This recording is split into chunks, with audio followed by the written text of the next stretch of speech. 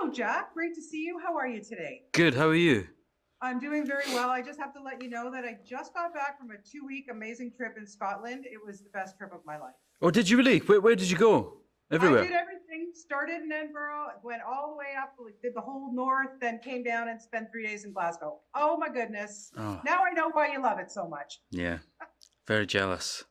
Yeah, well, I'm jealous that I'm sad that I didn't get to see you on stage. But next time, okay, promise you, let me know next time when you're going to be in I the theater. promise you, very much so. All right. Well, congratulations on this outstanding film. My heart is still beating from watching it. It's beautiful. Thank And of you. course, it's based on Amy Lecoq's wonderful memoir. It's very raw, it's very real. And when you read it, what initially struck you and then thought that Saoirse could pull this off? Well, I read it during lockdown, um, and we were in Edinburgh, and it was obviously part of trying to find a book that was about the outdoors and about sort of somebody that had endless amounts of space, so the complete opposite of the situation we were all in at that Yeah. time. And so it was the sort of perfect book for lockdown. It had been on my shelf for quite a while, um, and I'd been to Orkney about 2 or 3 years before that, researching a different story, and fell in love with Orkney. It's just the most magical place. It's very separate to Scotland. It's very much its own thing. Orcadians are very much their own people.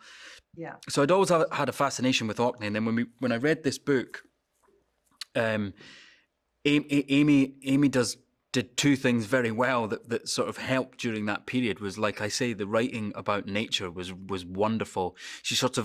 She manages to write about nature in a very unpretentious way, a very accessible way, and sort of does paint pictures with words Yeah. beautifully without being, like I say, pretentious.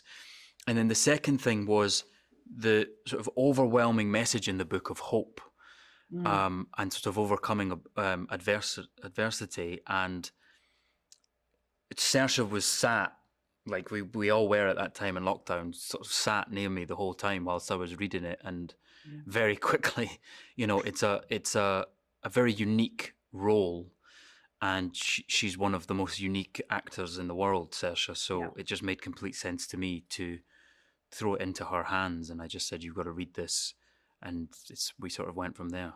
Yeah, yes, I've interviewed her very many times over the years since she's been a little girl, and every performance just astounds me.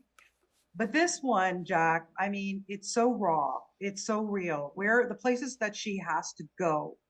So I wanted to know from you, not just being her husband, being a producer, being so close to her and watching her, what challenged you watching her play this?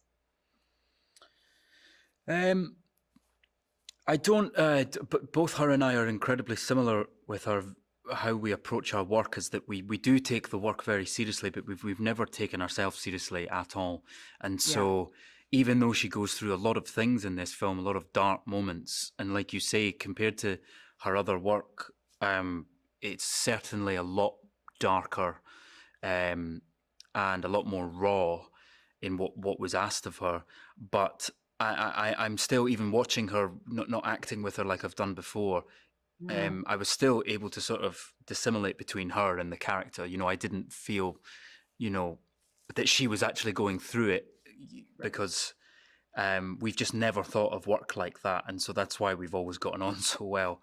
Um, one of the challenging things, I think, which is always a challenging thing, which is it can sound slightly facetious, this, but whenever an actor has to play drunk, Mm, um, it's always quite a challenge, that, because it's being drunk is a completely outer body experience by nature, exactly. and so it can be stabbed at in very sort of ham kind of ways.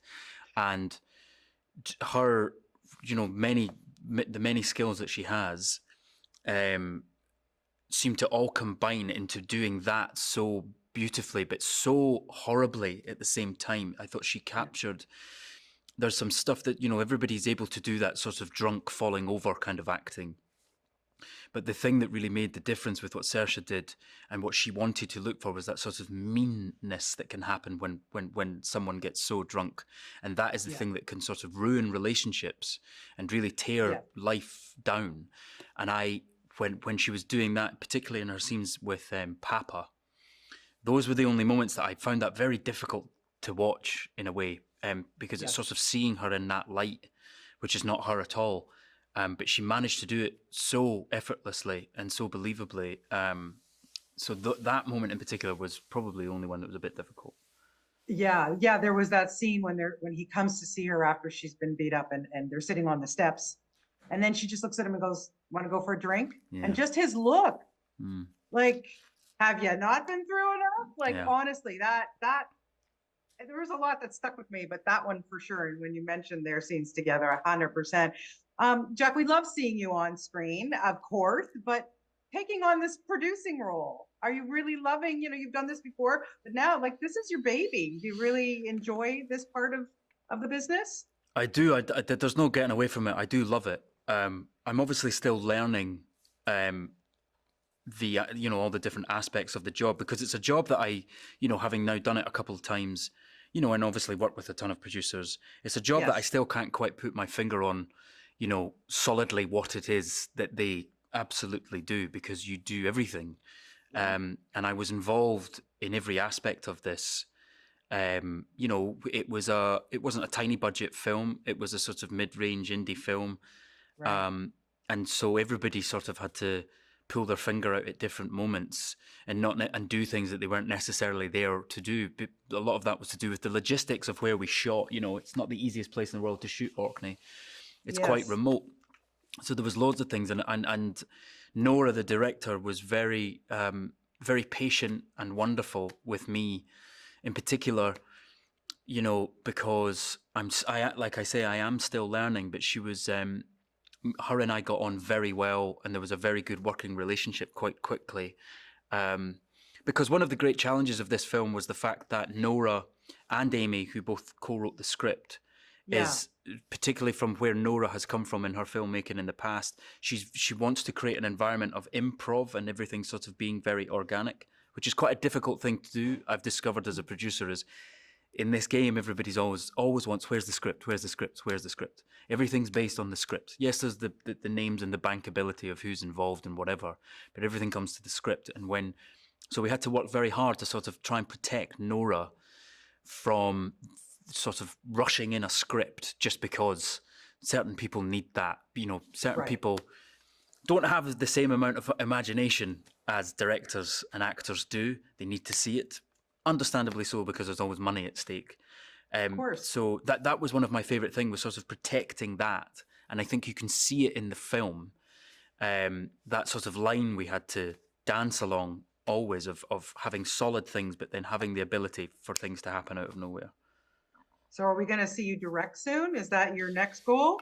Yeah, I mean, that is quickly becoming all I really want to do. I love acting. I love doing it. I do love producing. Producing is very, very difficult. I'm definitely, obviously, more on the creative side of things. So directing seems to be would be the perfect job, and I just sort of need to take the leap and do that. But we're looking for that. Yeah. Yeah, and just my last question, I just want to address Slow Horses, because it really is one of the best shows on television right now. Honest to God, like, it's just, we can't wait for the next season every time. And I want to ask you, I mean, working so closely with the veteran like Gary Oldman for all these seasons, what was the biggest takeaway? What have you learned from him as an actor, as what he does, just being a veteran in this business? Is there something that you've walked away with that will stay with you for your whole rest of your life? It's the constant aim needs to be, particularly as an actor, needs to be to just get better, to just keep getting better at what you do, because it is one of these jobs that, if you're lucky, you can do it till the day you drop. And first of all, it needs to be enjoyable. That comes from Gary. There's no point doing it unless it's enjoyable. It's a very privileged job when you do get to do it. So you've got to enjoy it. And then with that comes the great responsibility of constantly trying to improve. And even Gary, with all the things Gary's won, all the great roles that Gary's played. Working with Gary on a daily basis in Slow Horses, the guy is just constantly trying to still get better at what he does, and it's amazing. And will still turn to me or other members of the cast and say, "Was that all right?" And you're like, "That's mental, Gary." But that's my favorite thing to take away from working with people of his caliber. Yeah. Yeah. Well, you are fantastic in everything that you do. Please give your beautiful wife a big hug. I just wanted to hug her after this movie, but you've done a wonderful job with it. And I hope we'll get to see you both back here in Toronto sometime soon. So Yes. have a great weekend. Thank you. Thank you for your time. Thank you so much. Thank you. All right, Jack, have a good one. Bye-bye. Cheers.